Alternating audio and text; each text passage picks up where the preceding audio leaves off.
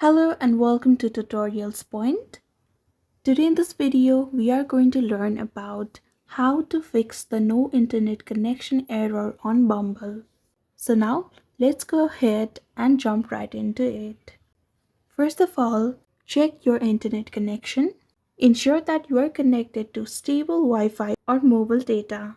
After this, another step is close and reopen Bumble app to refresh the connection. You can also try turning on airplane mode for 10 seconds, then turn it off. Another step is try clearing the app cache. Simply go to the settings on your mobile device, then navigate to apps, and again navigate to Bumble.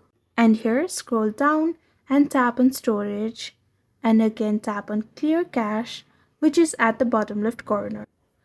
Now after this, simply restart your device.